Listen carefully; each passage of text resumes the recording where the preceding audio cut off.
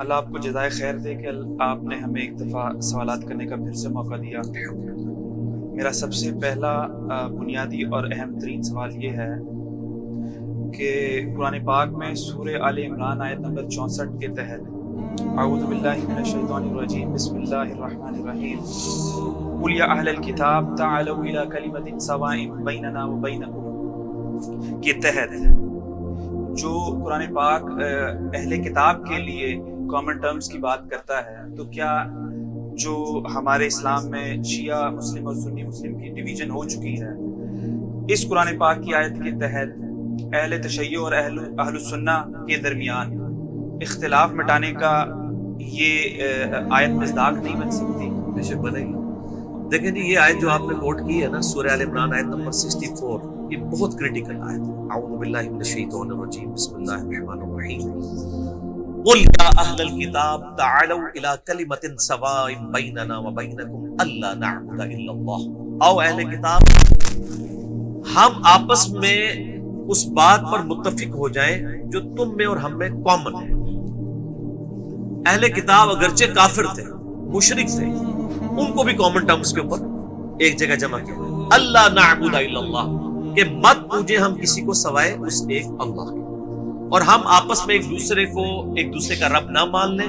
اور اے نبی علیہ السلام، اگر یہ پھر بھی روگردانی کی روش اختیار کریں تو آپ فرما دیجئے صلی اللہ علیہ وآلہ وسلم کہ ہم نے تو اپنا سر تسلیم خم کر دیا اپنے رب کے حضور، الحمدللہ۔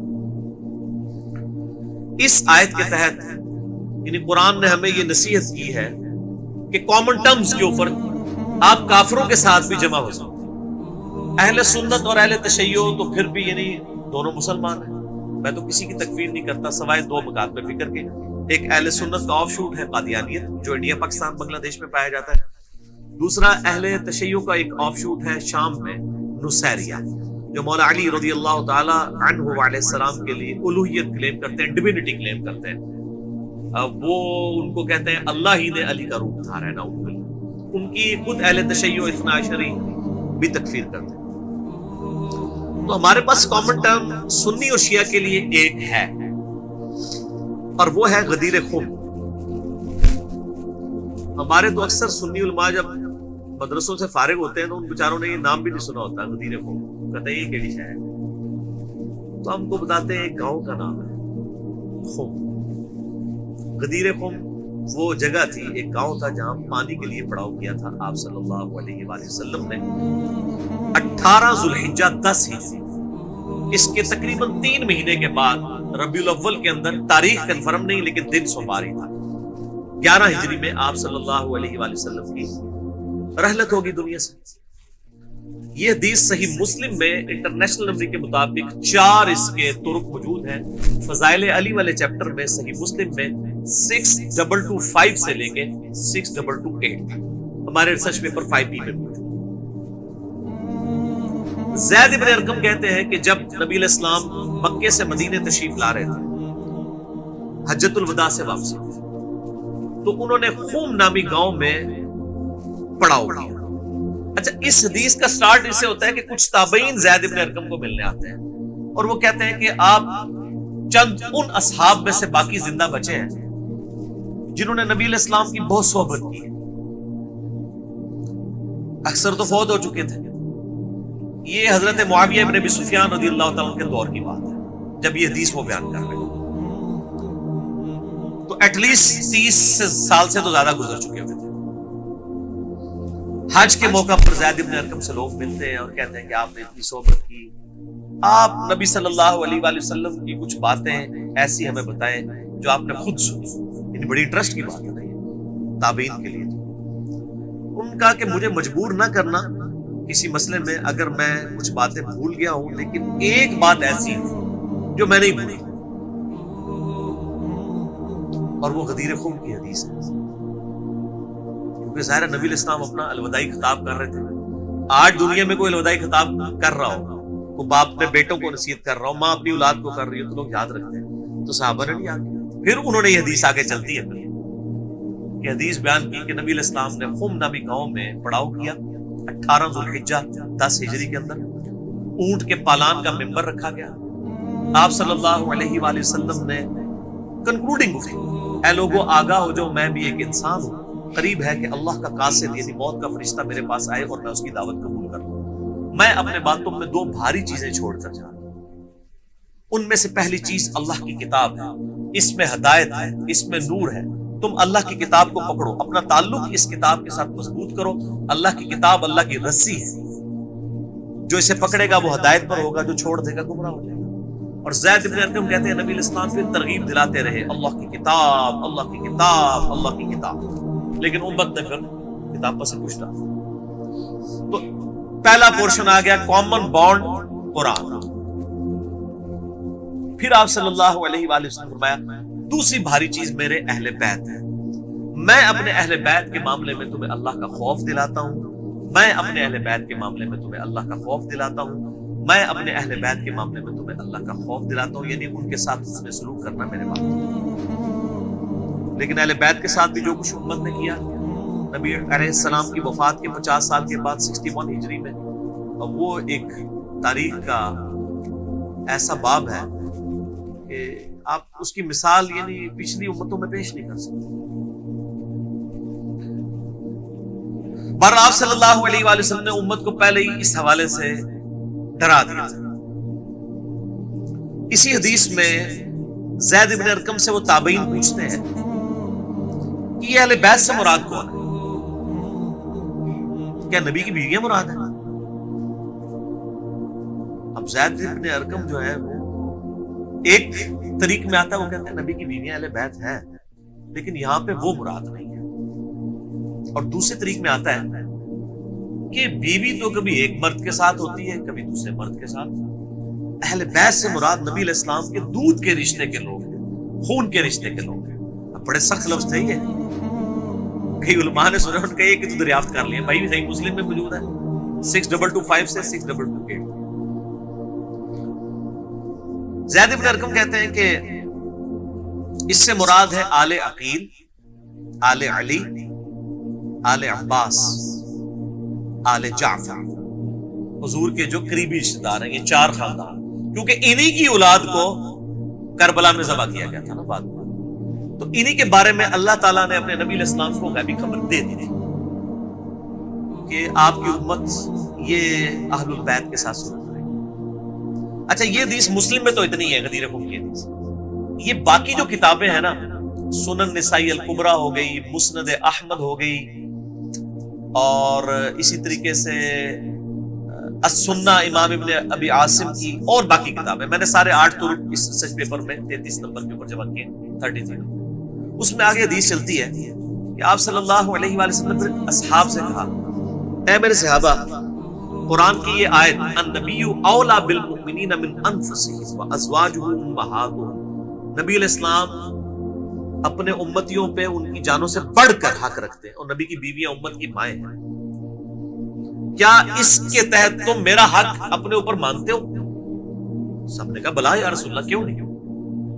پھر آپ نے مولا علی کا ہاتھ پکڑا اور یوں صحابہ کے درمیان بلند کیا، پکڑ فرمایا کہ پھر جو میرا حق مانتا ہے اپنے اوپر، حق ولایت، محبت والا حق، آقا ہونے والا حق، من کنت مولا فہذا علی مولا، پھر جس کا مولا میں ہوں اس کا مولا علی۔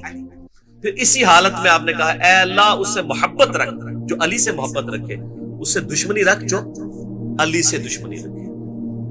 اور صحیح مسلم میں کتاب الایمان چیپٹر میں شروع میں حدیث ہے 240، علی سے محبت نہیں رکھے گا مگر مؤمن، علی سے بغض نہیں رکھے گا مگر منافق۔ وہ تو اس سے بھی بڑی بات ہے، محبت علی از دا لٹمس ٹیسٹ آف ایمان، کیونکہ علی کی اولاد نہیں ذبح ہونا تھا، علی علیہ السلام کے ساتھ ہی اس طریقے سے بعد میں ظلم ہونے تھے۔ اچھا غدیر خم پہ صرف نبی علیہ السلام کے وہ ساتھی باقی رہ گئے تھے جنہوں نے مدینہ یا شام جانا تھا، باقی تو سارا مجمع حجۃ الوداع پہ چھٹ چکا تھا، وہاں آپ نے یہ خطبہ نہیں دیا، وہاں والی جو روایتیں اس طرح کی ملتی ہیں وہ کمزور ہیں، اصل خطبہ غدیر کے اوپر۔ تو بیسیکلی اہل شام کو اور اہل مدینہ کو ڈر سنایا جا رہا تھا۔ آپ کو پتہ ہے شامی صفین میں مولا علی کے خلاف کھڑے ہوئے، اہل مدینہ کے ساتھ ہی واقعہ ہر رہا ہوا، انصار کے ساتھ زیادتیاں ہوئی، تو بیسیکلی ان کو ڈرانا مقصود تھا اور ان کو یہ بتانا مقصود تھا کہ سیدنا علی کے ساتھ وفاداری کرنی ہے، لیکن امت نے اس طریقے سے ان کے ساتھ وفاداری نہیں کی. اب ایک تلخ باب ہے، وہ آپ سچ پیپر میں پڑھ لیں. تو میں اس غدیر خم کی حدیث کو جو سنی اور شیعہ دونوں کے ہاں پائی جاتی ہے، میں اسے کہتا ہوں یہ کامن بانڈ ہے. تعالوا الی کلمۃ سواء بیننا و بینکم. اس میں دو چیزیں بیان ہوئی ہیں، قرآن اور اہل بیت. قرآن کو پکڑنے کا مطلب یہ نہیں ہے کہ اس کو چوم چاٹ کے غلاف میں لپیٹ کے رکھتے ہیں، یعنی قرآن کے جو عقائد و نظریات ہیں ان کو ماننا ہے. مولا علی کی محبت کا تقاضا یہ ہے کہ مولا علی بھی اللہ ہی کو پکارتے تھے، ایاک نعبد و ایاک نستعین. مولا علی کو نہ پکارا جائے، اللہ ہی کو پکارا جائے. ٹھیک ہو گیا؟ قرآن کی توحید، قرآن کے عقائد و نظریات کو پکڑیں اور اہل بیت کے ساتھ حسن سلوک ہے. اس زمانے میں ہم زندہ ہوتے تو ظاہر اہل بیت کا ساتھ دیتے. آج اہل بیت کے ساتھ حسن سلوک یہ ہے کہ اہل بیت کا دفاع کیا جائے. ان کے مقابلے میں جو ناسبی کھڑے ہیں، جو سیدنا علی سے بغض رکھتے ہیں، انہیں ناسبی کہتے ہیں. جو فضائل صحابہ احمد بن حنبل کی کتاب میں صحیح سند کے ساتھ دو روایتیں ہیں کہ اے علی تیری وجہ سے دو فرقے دوزخ میں جائیں گے. یعنی نبی علیہ السلام نے فرمایا، طبرانی میں تو مرفوع روایت ہے، یہاں پہ سیدنا علی کا اپنا قول ہے کہ میری وجہ سے دو گروہ دوزخ میں جائیں گے اور دو گمراہ ہوں گے. ایک میری محبت میں غلو کر کے، ایک میری دشمنی میں غلو. یعنی رافضی جو محبت میں غلو کرنے والے ہیں اور ناصبی جو دشمنی میں غلو کرنے والے ہیں. اب ان کے آف شوٹس پہ جتنے بھی ہو جائیں، خوارج ہو جائیں، یزیدی ہو جائیں، جتنے بھی آپ نام رکھ لیں، تو یعنی یہ تو جنت و دوزخ والا مسئلہ بن گیا نا. سیدنا علی کی محبت، ان کی اٹیچمنٹ، تو وہ آج تک ہے. یہ نہیں ہے کہ اب صفین ختم ہو چکی ہے، صفین قیامت تک ہے. آج بھی جو سیدنا علی کے مخالفین ہیں وہ تو کتابیں لکھ رہے ہیں ان کے خلاف آل اوور دا ورلڈ، اور زیادہ ان کی تعداد سنیوں کے اندر ہے. اب ان کی بھی تو اصلاح کر رہی ہے. تو یہ جی کامن بانڈ ہے سنی شیعہ کنفلکٹ میں، غدیر خم کی قرآن اور اہل بیت. پکڑنا، تمسک قرآن کے ساتھ ہے. سنت بھی اسی میں شامل ہے. ایک حسن درجے کی روایت ہے المستدرک الحاکم میں 318، آپ صلی اللہ علیہ وآلہ وسلم نے حجۃ الوداع کے موقع پہ فرمایا، میں اپنے بعد دو چیزیں چھوڑ کے جا رہا ہوں، ان کو مضبوطی سے پکڑ لو گے، کبھی گمراہ نہیں ہوگے. ایک اللہ کی کتاب اور دوسرے اس کے نبی کی سنت صلی اللہ علیہ وآلہ وسلم. یہ بڑی کمزور روایت ہے ایز کمپیئر ٹو صحیح مسلم کی روایت کی، اور ہماری مین سٹریم کی کتاب میں نہیں. حاکم اگرچہ اہل سنت کی کتابوں میں سے، لیکن جو کتب ستہ یہاں رکھی ہوئی ہیں، جو پڑھی بھی نہیں ہے، پڑھی ہوئی ہے، ان میں نہیں ہے. ان میں جو روایت تھی وہ ہمارے سنیوں کو پتہ ہی نہیں تھی. تو ہم نے آگے الحمدللہ پبلک کے سامنے رکھ دی، کیونکہ ہم سنی شیعہ کنفلکٹ سے آزاد ہو چکے ہیں. مسلمان ہو کر مسلم بن کے سوچتے ہیں. کیوں؟ کیونکہ نہ میں وابی، نہ میں بابی، میں ہوں مسلم علمی کتابی. نہ ہم سو کارڈ وہابی ہیں، کوئی علمی بات کرے سے کہتے ہیں بابی ہو گئے تاکہ اگلے کی مت ماری جائے، سنے ہی نہ اس کی بات. اور نہ ہم بابی ہیں، اپنے بزرگ بابوں کا دفاع کرنے والے. میں نے پھر ٹرم بابی ڈیوائز کی ہے، انہوں نے وہابی ڈیوائز کی، ہم نے بابی. نہ میں وہابی، نہ میں بابی، میں ہوں مسلم علمی کتابی. اور یہ ٹرم میں نے قرآن سے سپورٹ کی ہے. سورۃ الاحقاف کی آیت نمبر 4 ہے. اے نبی علیہ السلام، آپ سے بحث کرتے ہیں نا، آپ ان سے فرمایا کریں کافروں سے، ایتونی بکتاب من قبل ھذا او اثارۃ من علم ان کنتم صادقین، کہ اگر تم قرآن کو نہیں مانتے ہو تو اپنی کوئی کتاب اس قرآن کے نزول سے پہلے ہو تو لے میرے پاس. ایتونی بکتاب من قبل ھذا، کتابی، او اثارۃ من علم، یا اگر نبیوں کے علم کے آثار ہو، علمی، تو میرے پاس لے آؤ اگر تم سچے ہو. کتابی اور علمی اس ایک آیت کے اندر. نہ میں وہابی، نہ میں بابی، میں ہوں مسلم علمی کتاب. ٹھیک ہو گیا جی.